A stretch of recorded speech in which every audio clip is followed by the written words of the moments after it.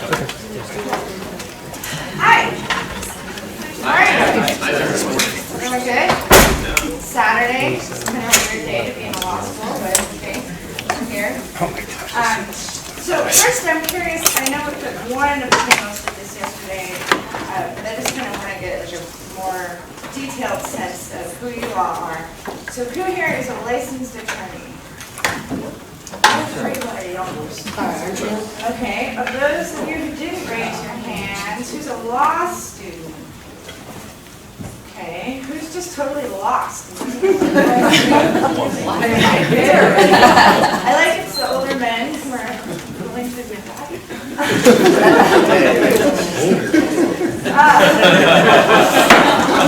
It's good. No, I mean, you can get to that point in life. It's okay. Women, maybe we do it earlier. Of those of you who are attorneys, which is most of you, probably all those who are from Lee, who is an intellectual property law attorney? Okay, who's a corporate attorney? Who's a criminal defense attorney? What else? Real estate? Litigation? Regulatory? Oh, okay, cool. Awesome. Exclusively cannabis. Oh, nice. Wow. Awesome. Well, I'm Laura, as is Laura. And two Lauras, Chelsea and Amanda. Want to just introduce ourselves. I am a trademark attorney. I've been practicing since '99. Trademark law exclusively from the northeast shore of Lake Tahoe. And since, probably like the last 5 or 6 years, I've worked with cannabis clients. It's definitely not my exclusive focus. My primary focus is multiple bottom line businesses that are environmentally and socially conscious and exist to not just create profitability, but to make the world a better place. And the cannabis companies with which I work fall into that. Laura DeCaro, to my left, is a corporate attorney. Oh, and I forgot my one fun fact. My one fun fact is that before I became a soulfulpreneur, I used to represent the Hells Angels Motorcycle Corporation. Their intellectual property. Really? I did. Oh, yeah. And it was fascinating. I cannot ride a motorcycle, but maybe I'll learn at some point. I'm sure that it's still be willing to teach me. But so Laura DeCaro to my left is a corporate attorney who works primarily with cannabis. About 85% of the time, yeah. Clients. And her fun fact is that she grew up on an 80-acre horse ranch that bordered a national park in New Mexico. How someone goes from that to law school, God only knows, but she did it. Chelsea, to Laura's left, is with the firm Pistol and Stigma, which is a cannabis consulting firm that helps companies go through the regulatory process to obtain licenses. And Chelsea lived in Turkey during her junior year of high school, and she also likes to crochet. I asked if she liked to crochet turkeys, and she said, and then she's open to it, so maybe by next year we'll see that. And then Amanda, on the end, is Canna-Regs, which, if you're not familiar with her offering, it's a really useful resource for cannabis regulations. And Amanda is a DU alum, so she may be having a little bit of trauma being back. But she also was a ski instructor, both in Aspen and in Argentina, which is amazing. So one other thing before we get started, just to make this a little bit more hopefully engaging and interesting than, not interesting, that sounded bad, but a little bit different than some of the other panels. I want everyone just to take a few seconds to consider this question, and I'm going to ask you to raise your hand. If you had a choice, now you do have a choice. You can either forego all uses of telecommunications. That means your computer, your phone. Sign me up. Well, yeah. So there's all form of telecommunication, or communication, not just telecommunication, or your right hand. Which would it be? So again, take a few seconds. And then I'll ask you to raise your elbows, because I realize that some of you will no longer have hands. But if you had to forego all use of telecommunication, this is forever, or your, we won't say right hand, because I think most people are right hand, or a hand, you could choose which. How many of you would forego all uses of telecommunication? And how many of you would forego your hand? Wow. So I wonder if those of you who forewent all of your uses of telecommunication live in like metropolitan areas where you don't have to, you could potentially like walk to see your clients and you can't date them. I live at Lake Tahoe. There's no way I could practice law if I lost my telecommunication. I would choose my lifestyle. In any event, okay, so we'll get going with the panel. Thanks for engaging. So this is how to build an empire on a state-by-state basis. And presumably lots of you have clients that are attempting to do this very daunting task. And you realize how many different regulations there are, how many challenges there are in the various areas of law, trying to figure out, is there any harmony between the different states' area of law? So the goal of our panel is to provide you a few takeaways so that when your clients decide to engage in this endeavor, you can be most useful to them. So the first thing that we're going to tackle is the top 4 legal or regulatory issues that are pretty consistent throughout the country. And I'm going to begin, I'll begin for a second. So as I said, I'm an IP attorney, a trademark attorney. I do a little bit of copyright and trade secret work, but primarily trademark work. And packaging is one of the things that is actually pretty harmonious, not in that the regulations are that similar or identical, but you can pretty much, like we saw yesterday in Hawaii, Mincy mentioned that in Hawaii, your packaging is white with black writing, and that's it. There's no colors, there's no brands, it's very, very minimalist. With the exception of Hawaii, I think that most of the states have pretty stringent packaging requirements, and really, if you counsel your clients to avoid anything that's attractive to children, to be sure that they're indicating, what the ingredients are in the product, that they're going to be okay and pretty safe. It is really important to look at each state's regulations, and in some cases, local municipalities may have even more detailed regulations. I wouldn't just go to the state level and think you're okay. I think you need to really look at where your clients are selling their products and what the regs are for each location in which they're doing so. But again, if you're as long as you're advising them that they, oh shoot, I forgot something. I'll get to that one second. As long as you're counseling them that they, need to be really cautious about not marketing to children, not making their products attractive to children, being clear that there's THC in the products, that's going to be a good. Yeah, so I saw this thing yesterday. Someone sent around the proposed packaging for a cannabis product, and they sent it to their lawyer for review, right? Which is fantastic. That's what we want them to do. It was a cardboard rocket ship. Do not make a cardboard rocket ship to market cannabis products. It's like, hi kids. So what the lawyer did is he took a picture of it and sent it with his kid playing with it. Yeah, just be really careful, guys. It's really, those types of things are the kind of things that are going to get our clients involved. And I totally forgot, I did tear some pages out of this little book and hand out a piece of paper. If you have specific questions that you'd like us to answer relative to the takeaways, or relative to how the heck do we counsel our clients that want to be in multiple states, please write them down and maybe just pass them towards the ends, and I'll come by and scoop them up, and then we'll try to fit them into this. We're going to do that instead of like raising hand Q&A. And if you don't have a piece of paper, you can borrow one. I think I gave most everyone one. So bouncing from that, Laura, do you want to talk about the banking issues that are pretty consistent throughout the country? Yeah, I think, sure, that was kind of one of the top regulatory things that everyone experiences, banking and asset forfeiture.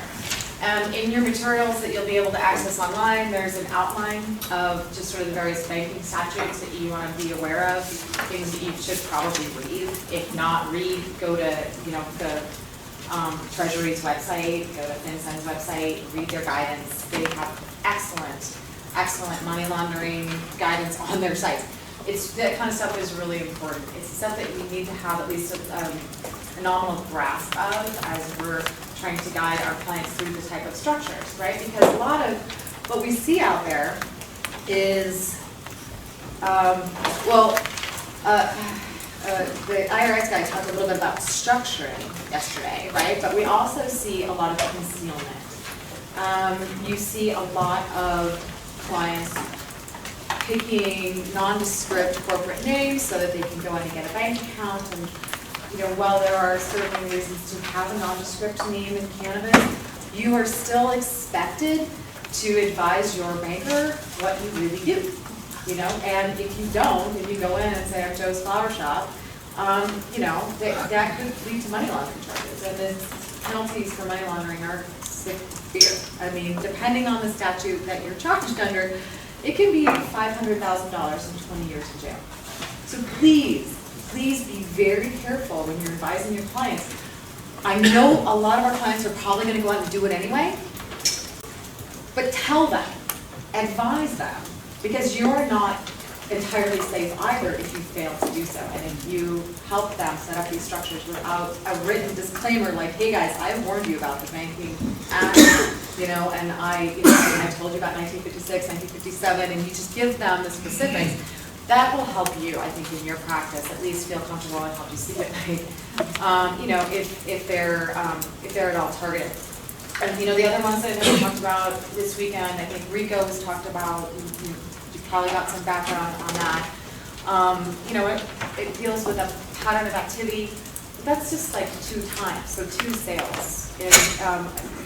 Like everyone has told you repeatedly, you're all felons, right? I mean, as Tick said last night. So we have to be really careful, watch out for that one. FinCEN, also in your materials, there's some guidance. We're seeing more and more banks kind of plug in to the FinCEN guidelines. So the FinCEN, if you're not aware, in February of 2014, they put out a set of guidelines in connection with one of the Cole memos. And they were really intertwined. They were put out specifically to support each other. The DOJ has not really given us anything else since. Other than a couple of kind of scary memos recently, but nothing with relation to banking, so I think you can still rely on the 2014 memos. But be careful and beware. Maybe put out a Google alert for FinCEN cannabis or something like that, so you know when that kind of stuff maybe comes down the pipe, because it's going to happen. The guidance for under FinCEN basically says that banks can do this, right? Banks can operate and they can serve cannabis businesses so long as there is a highly regulatory framework in place, and that they have to make sure that the cannabis business is complying with the 8 points in the memo. Goes on, man. 8 priorities. I think there's like a whole panel on this because you can just on the FinCEN. Right. I mean, I'm just going through this really fast. I just describe it as if you were going to do it. We're not going to say you can do it, but if you're going to do it, here's how you would have to do it. It says you can. But that doesn't mean that you're going to not necessarily be 100%. That's true. I mean, it says this is a memo to tell banks how they can participate in this industry. But you are never safe. You're right. You may never be safe. So a lot of banks still don't do it. There are a few that are coming out of the woodwork. There is a fantastic consultant named John Sullivan out of Southern California who is helping banks come online. It's happening, but it's happening really slowly. So be aware of that. And then also in your materials, I've updated, because I'm talking about, this kind of banking stuff. All of those assets, bank accounts, the real estate, all of that is still subject to forfeiture, right? And I think it's July 17th, 19th maybe, the DOJ came out with additional guidance, a memo and policy with regard to forfeiture, asset forfeiture. One of the interesting things that was included in that memo was a commitment by the Department of Justice to kind of warn people if they were about to seek property by forfeiture proceedings. So you might see, again, what we saw like in 2011 and 2012, which is essentially a proliferation of landlord letters, if you remember those.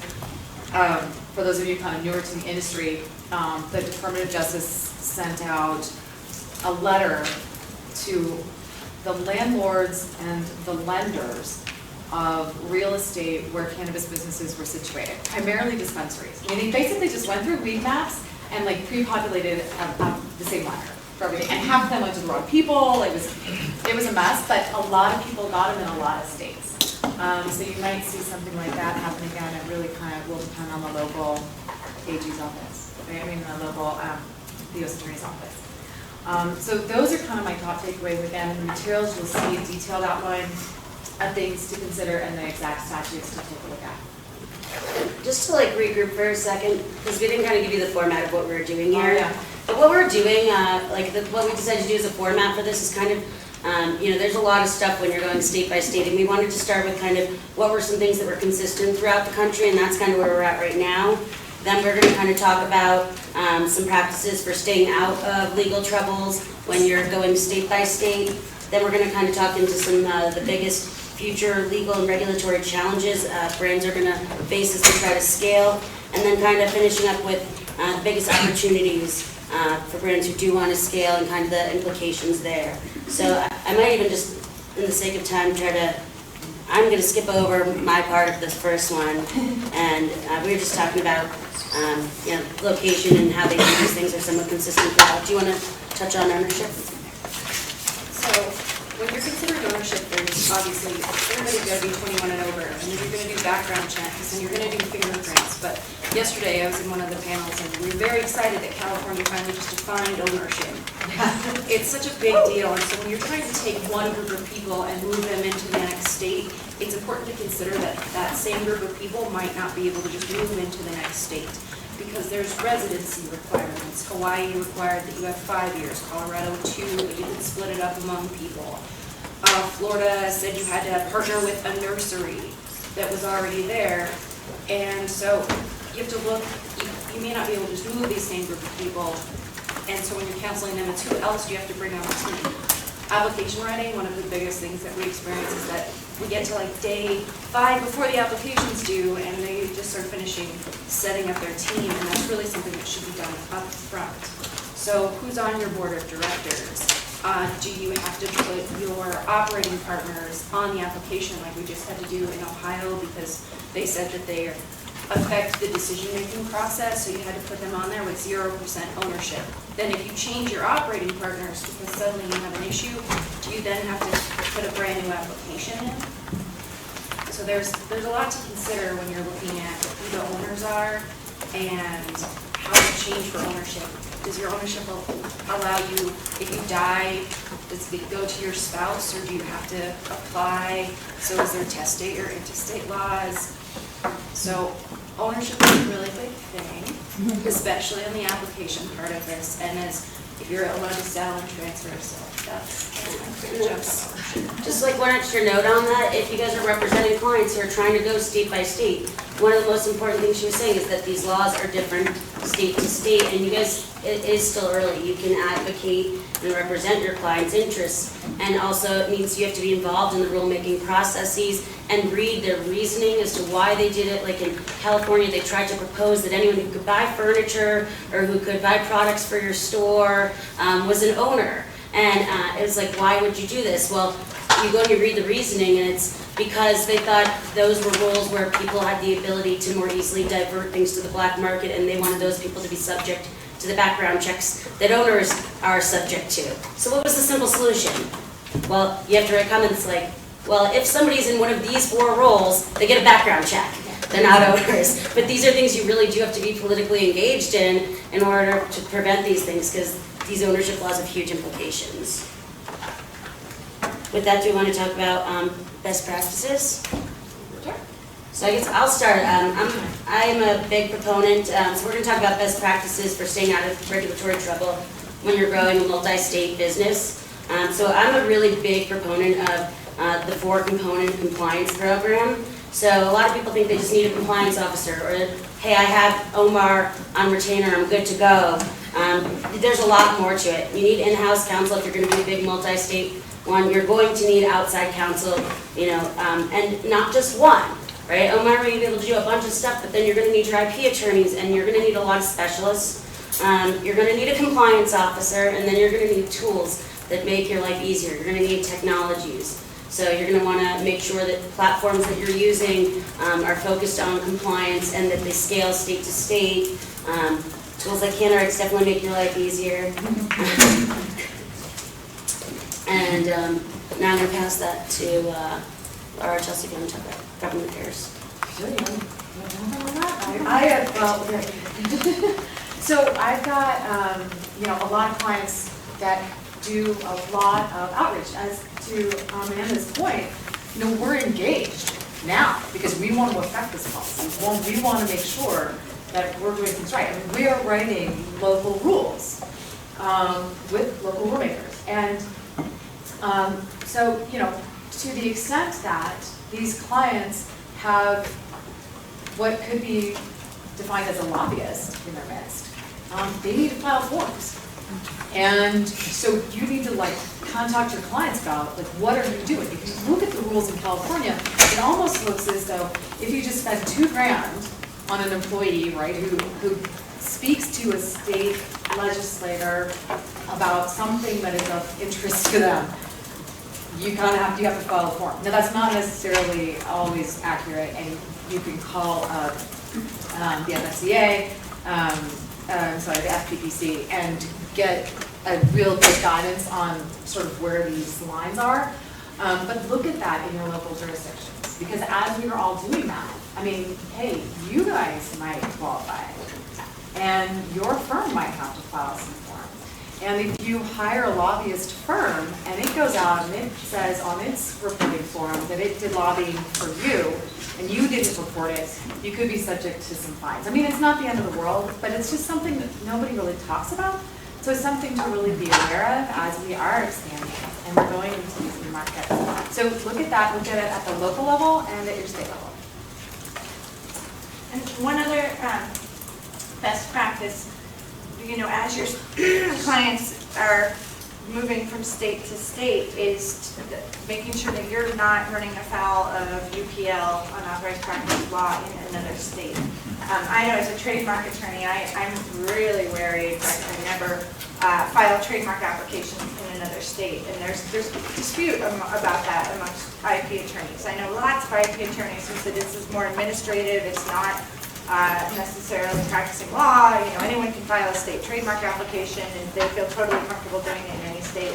I'm just terrified. I've been a solo practitioner the majority of my career, so I'm always really worried about that, and so I won't do it. I'll either refer them to someone else, or I'll say, hey, you can draft this, I'll look it over and make sure you did it right, or I can kind of counsel you through it, but I'm not going to sign it and file it as a Nevada or Colorado licensed attorney doing that in California.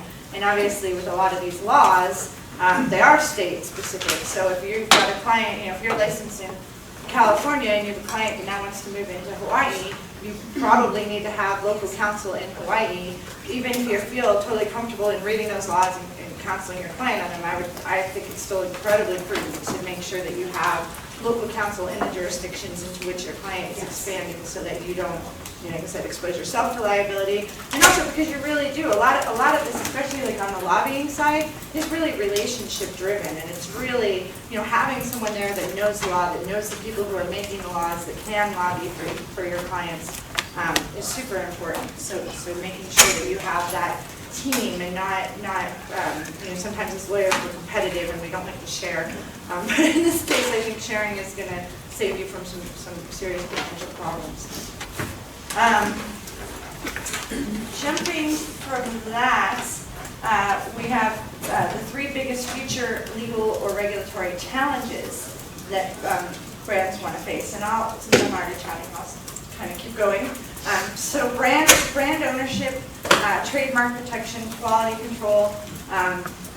This is sort of my bailiwick. This is a huge challenge. Trademark protection for businesses that want to be national, cannabis businesses that want to be national, is a huge problem, as the IP and the attorneys in the room know, and maybe some of you also know. The federal government will not register trademarks that are used for cannabis-related goods and services. And they're actually getting more stringent about that. Like, we knew initially, like, you can't register any trademarks that touch the plant. So really nothing that deals with cultivation, manufacturing, or distribution. But there have been some recent cases, some of which are getting appealed to the federal circuit, which would be fascinating. But there have been some recent cases where it's not just things that touch the plant. There was one recently that involves a trimmer, like a mechanical device used to trim. And unfortunately, I don't know if these folks didn't use, oh gosh, I hope none of these, you represent these clients. I won't even tell you the name of the case site, so I don't put them. But for some reason, the attorneys who submitted the evidence of use in the trademark applications, like for the trimmer, the evidence of use contained photos of cannabis plants and pictures of the cannabis leaf. And so, like, you're alerting the feds in that case that your client's product is being used for unlawful substances, and the government said under the CSA, it's not just distribution, it's not just cultivation or distribution of the plant, but it's also essentially like aiding and abetting those things. So there was a case with a trimmer, and there was another case with a like vape pens, and the cartridges were all, you could have a tobacco or a nicotine cartridge, but this company, Juju Joints is the name of this case, the company was, cannabis, or had the cartridges were THC cartridges. And again, on the evidence of use that these attorneys submitted to the government, that was clear. So I just took on a client recently who she called me and said, I have a farm, and she was being, very cryptic on the phone. And I said, well, if you grow lavender, like, no problem. But if you're growing cannabis, and then she kind of giggled, and she said, actually, we grow both and rose hips. And I was like, she's like, did you look us up? And I'm like, you haven't even told me what the name is. No. I said, but, when we, like, it's okay if your products in your consulting business deal with lavender, like, that's totally lawful. And so we need to make sure that your evidence of use focuses on that aspect of the business. And we're not blowing smoke, we're not pretending that we don't deal with cannabis. They really do grow both things, and they really do, their products really do, are used both on their lavender and on their cannabis. So I said, well, when we get to submit evidence, we're not going to submit the cannabis stuff. And she goes, oh gosh, my whole website. And I was like, I'm sure, but that's why you called me. And so now we can go through the website, and we can figure out how we're going to do this and make sure that we're not going to get in trouble or not going to get this application denied. One of the handouts, I guess it's on the website, the materials that I created, has a list of all of the 29 plus DC states' trademark laws, because some states don't even allow like regular trademark registration, like they don't register trademarks for products. So it has links to all of the states' trademark registrations as well as all of their applications, and then there's a little bit of text before that explains some of these recent cases. And like I said, the Juju Joints case just was appealed to the federal circuit, so that's going to be fascinating, because I don't know we presume what the feds are going to do with it, but who knows really. So Amanda, would you have appealed that case? I don't think so. I think I would appeal that case if the evidence wasn't so bad. But like when you're submitting evidence to the government that makes it clear that the product is used with cannabis, then you pose yourself. I don't see how you. If you're applying for protection for that use, right? That's kind of like it doesn't. That to me doesn't make any sense. But I'm not suggesting to clients like, oh, start growing lavender so we can submit phony evidence. Like this client that just called me really did. She was like, how did you know? I don't know. But you choose the sector of their business that's lawful. Right, exactly. Yeah. And so, and it's really important about the evidence of use. And then sometimes we file intent to use applications. But even now, you used to be able to say like sale of herbs. But now I think that nice and broad.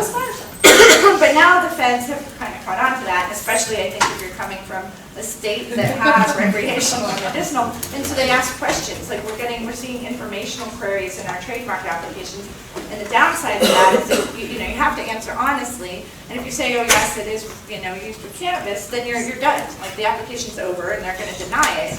Whereas before, it's like, well, we can be a little cagey, and we don't have to, we'll file intent to use, and we'll do some things to kind of draw it out, and and see if maybe we can kind of wait out the scheduling, and then we'll already be in line, which may or may not be a good strategy, we don't know. And I'm always honest with my clients, and I say this strategy may work, and you may be in line, or there may not even be a line.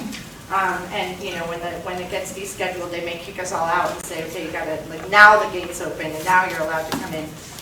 But like I said, now the government's getting really savvy to the kind of, you know, the kind of strategic counseling that trademark attorneys are doing. And so they're asking more pointed questions.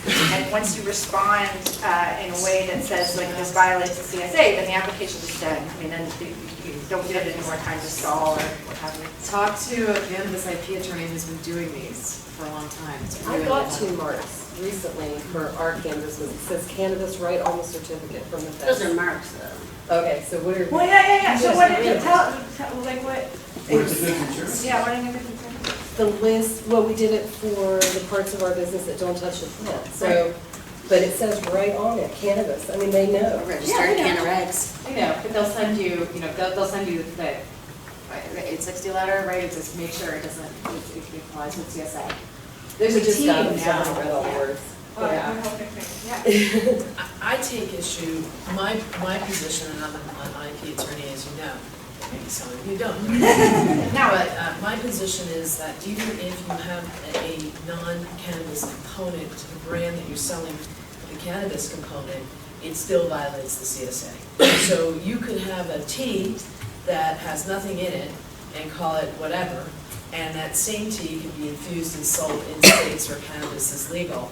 And when you have your client, which I highly recommend you have your client sign these papers, not you on behalf of your client, swearing that they are under penalty of perjury, including jail time, swearing that they're using this mark, and when they come back with a CSA violation, and yeah, Laura, they do have a team of examiners now, I call them the weed examiners, in the trademark office, that they are ones who know what's going on, they will look up things online, and to make a comment and say, we're not violating the CSA is a lie, the client is lying. So I make sure that I would put it in an email and say to them, if you believe that what you're selling is not violating the CSA, it is, but if you truly want to sign this, I'm not going to stop you, but I will not really file an application like that.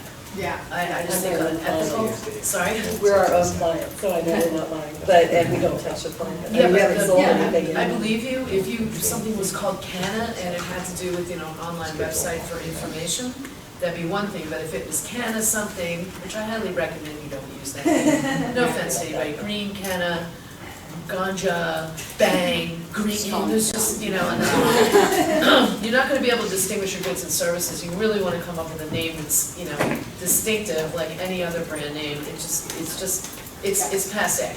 But regardless, the point is that if you're selling chocolate in states that where it's infused, and you wanna get a federal trademark, and you sell the chocolate in states that don't have legalized cannabis, as an attorney, you have to ask yourself, are you really helping or aiding the client in lying to the trademark Well, office? that also raises another thing. I mean, are you applying the same trademark to medicated and non-medicated goods? Correct. Because if you are, you are really playing with fire. I mean, that's just product liability Can I- 101, right? I mean, you just really need to Yeah, get that through. but I mean, if you're like talking about like, you know, medicated bars for next to non-medicated, but we're kind of getting off track. and I- Sorry. No, it's okay. I actually, yeah, I just welcome wanted that. to quickly say that as a lawyer, what you're doing is setting up your client down the road for a competitor to petition to cancel your trademark based on fraud. So that's doubly why you don't want to do that. So what you really need to talk to the experienced IP attorneys in the room, these ladies here, right, to really ascertain what the long-term repercussions of the filings that you actually did make will be. You might think you sailed through, you may not. So, kind of continuing on IP, Chelsea, do you want to just touch on the patent challenges? So obviously, this discussion is an example of why these are issues currently in the industry, and everybody's not on the same page. Patents are along that same line.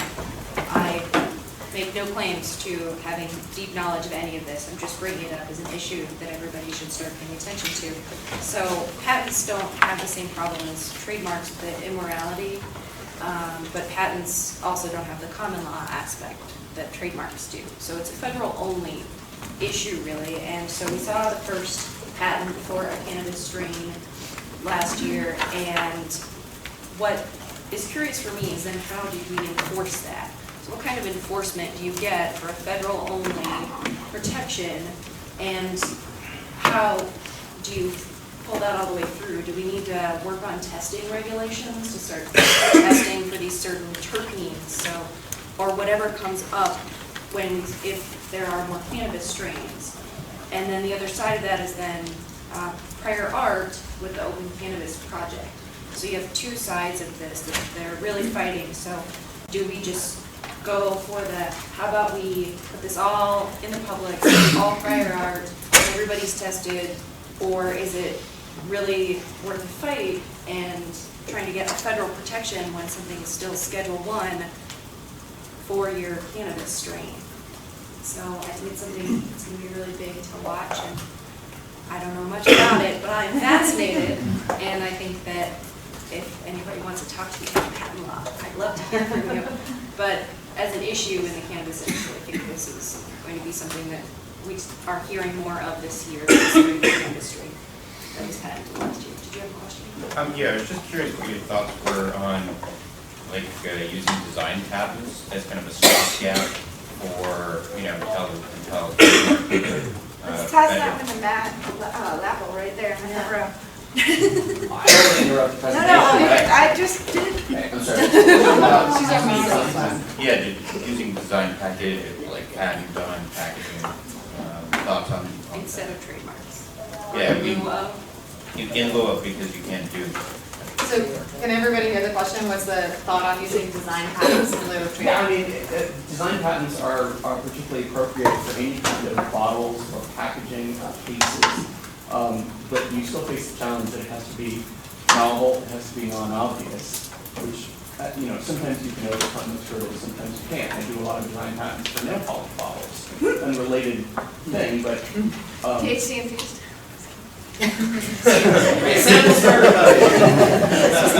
The new way to get high. But I don't think that, and, it won't fix the problem with getting a trademark, because that's a word, but it could help you do more particular branding if you have a patent on the ornamental appearance of your packaging. Omar, did you have a question? I feel like you said. Yes, does the Patent and Trademark Office, when considering plant patents, and there's been several that have been issued, do they check the Open Cannabis Project database? It doesn't seem like they are.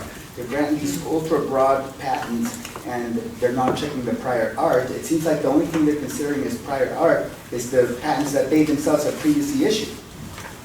Does anybody know? Thoughts to matter? Yes, I think examiners are starting to catch up and figure that out, but Open Cannabis Project is reasonably new, and patent examiners, the way you examine patents, the way they're taught to, is the first thing they do is they look at the patent office database. That's how they've done it for 200 years. They used to have bold filing patents called them shoes. They would pull the shoe that was for the right category. So, yes, they're getting more sophisticated in terms of looking at those places, but, it's a process, it's a learning process on their part too. The same thing happened with software in the early 90s, late 90s, early 2000s, when software became patentable. There wasn't a good database of prior art. A lot of patents got issued for basic programming techniques that shouldn't have ever been issued. Oh, go ahead. You probably have the same thing. Laura, we have the same rate. We would love to continue this conversation, but maybe write your questions down and we can bring them up. We'll just do Q&A at the end. We'll do it again, yeah.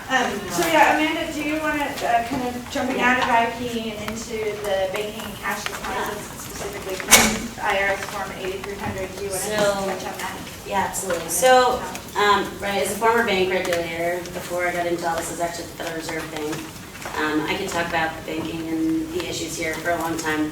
I ended up with Canarix as a company because I was doing some of the research on banking issues, and I quickly discovered there was an information problem, but also that I wasn't going to fix the banking problem myself.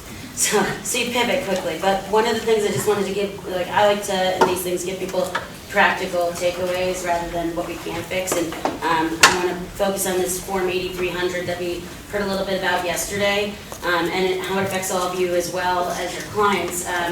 So this Form 8300, it's not a cannabis-specific form, but it basically says if you receive a cash payment of over $10,000, you need to file this Form 8300. Now, this is not SARS. This is unrelated to SARS and the banking requirements. These are ours. Like if your client pays you $10,000 cash, you need to fill this out. If you get payment from a vendor of $10,000 and your, or the dispenser pays the vendor $10,000 to the manufactured products in cash, the manufacturer needs to file this form. Everyone needs to file these, and the IRS has focused a bunch of its audits on the failure to file these forms. So they get a ton of companies up in Colorado in audits for this one form, and it hits you guys too. They haven't gone and audited attorneys on it yet in this space that I know of, but it's a simple protection, and it always highlights the fact that it's not just about cannabis laws you have to follow, it's these other laws that are not cannabis specific that still apply to all of us that you might not think about in your legal practices because you've never had a practice before where you were gonna take 10 grand of cash. Or if you did, it was maybe once and you probably weren't, an audit target. What do you think, Amanda, about the tension between attorney-client privilege and filing the form if you're, as far as being an attorney and taking in that cash from the cannabis company? Do you think you have any risk in violating the attorney-client privilege by telling the IRS that you're receiving that money from a client? I don't know how detailed you have to be as to who the client is on that form. I haven't looked at it, but you do? the tax. I don't know, I'm glad it's not my position. I get to run a tech company instead of practice law. Pass the baton.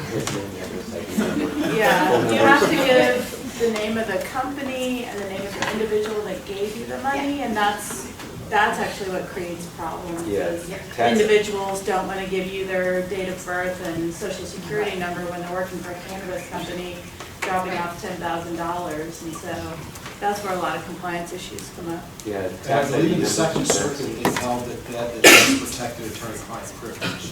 So it's, most circuits are as we are in town. They say it is? Yes.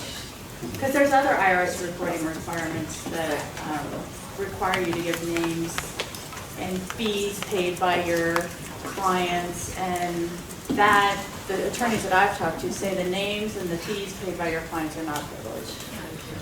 The advice you gave them is privileged. Right, and that's my understanding, is the Right. advice is privileged. Just real quick on it, if you guys want to know how to take a cash retainer, just find your favorite criminal defense attorney and ask them how to do it.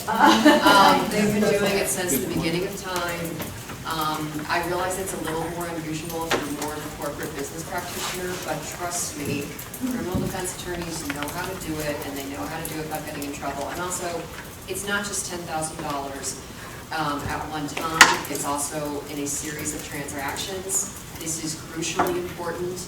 You will find clients who think it is incredibly cute to give you $9,999.99, and it's not cute. It's not funny at all.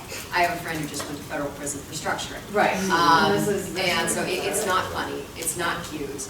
And and a lot of people are sensitive about their information for fairly obvious reasons, but you know what? It's my frickin' ass. Yeah. And it's my form, I sign it, it's my duty. And I just make it very, very clear to them that this is what we're doing. If they don't want me to file Form 8300, but then they need to find a way to not pay my cash. Absolutely. Where it So also Jessica gets is right. complicated though, is it's not the name and the date of birth and the SSN in my experience, it's a complicated part of the form. It's that you have to specify what business they're in. Yeah, that's And right. businessman is not going to touch this. So that's actually kind of the part that everyone has to put some thought into. Right. The whole session on the 83. I know, with you guys, and I mean, that's just a huge topic, and we're just trying to give you guys, right, an overview of things you need to talk about, and it's pretty that there are so many people in this room that have knowledge on these topics and can contribute to the conversation, so find each other afterwards. I mean, that's part of what the networking stuff is all about, right? That's part of why we're all here. We're identifying that there are differing opinions in different jurisdictions, and that we all have different knowledge in all of these really specialty areas, take advantage of this opportunity. Go talk to Jessica. She's a fabulous resource. You go talk to Omar. And you know, I mean, go talk to Matt, obviously, like, you know, but this is why we're here. We're just trying to give you guys an overview of what's going on. So I guess let's try to keep the rest of the questions to the end if we can. We only have We have a couple minutes. Yeah, we have 10 minutes left, so Okay. so we'll see if we get to any more questions. But we'll hang out. Well, Laura won't, she has to do her next one. And then she has to go home to her kids. So the last thing that we want to touch on is the 3 biggest legal or regulatory opportunities for brands that want to scale nationwide. And why don't we, actually, why don't we turn to Laura, talk about licensing. Sure, licensing, well, that's like huge, right? So, yes, we've talked about this a lot over the course of this conference, licensing stuff. But like, one of the things that I don't think has come up, and I obviously haven't been in all the panels, is the concept of the de facto franchise. You are seeing a lot of our clients, right, taking their product or their look and feel of their business and their marks, and they want to expand because, say, like Arkansas, right, is coming online right now. There are no really qualified pot growers in Arkansas. I'm sorry, well, maybe there are, but I just don't think so because I'm in California and I'm totally playing it So, you know, but so Arkansas, and, you know, all these jurisdictions, well, you can't just, like, license to these guys your knowledge and come in and expect to have operational control and, you know, really substantial assistance with this new facility in Arkansas and let the other guys fund it, guys from Arkansas fund it for you. You can't do that without violating some franchise laws. So think about it this way. A franchise is going to be a franchise no matter what you call it. You could call it a toaster and it's going to be a franchise if, right, you have a trademark and you have some sort of significant assistance to the person that you want to let use it, and you have a fee. Kind of sounds like a license agreement. So there are nuanced ways to control this. Sometimes it involves sort of fee. Sometimes it involves primarily like the control and how you maneuver that relationship, because there are some really good guidelines out there about how to get it done, but you could really run afoul of this and end up with a de facto franchise, and you don't want that because that can lead to significant fines, filing requirements. Every state is different. Some are registration states, which means you have to go through this whole set of hoops. Some are not. So you really have to know what the laws are in your jurisdiction. But just look it up. Be cognizant of it, and in your materials, I've given you examples of what is okay and what is not okay. And think about that when crafting a license agreement, because it's really important. One other thing I'll add to that, and this is, excuse me, this isn't exactly an opportunity, maybe it's more of a risk, but on the licensing side, so you have to be cognizant and conscious about avoiding franchising. You also have to be cognizant of avoiding what's called naked licensing. And I see this all the time with clients, especially when they have a trademark dispute, and I say, well, we'll let them use it, and they can just pay us. And it's like, well, if only it were that easy, but that's not how trademark law works. Trademark law requires that the brand owner control the quality of goods or services being offered under their brand so that there's consistent quality, whether it's good or bad, it's consistent throughout. And so you can't just say, okay, we're gonna let them use it and be hands off. You have to actually have quality control provisions in the contract, and more importantly, you have to exercise them. So it's trying to find that balance of how much control do we need to maintain our trademark rights. And again, that's a little weird in this space because you may not have federal registration of your trademark rights, but you still probably do have common law rights. So how do we preserve those without running afoul of the franchise laws? I'm going to bounce over to Amanda to talk about the Cole memo.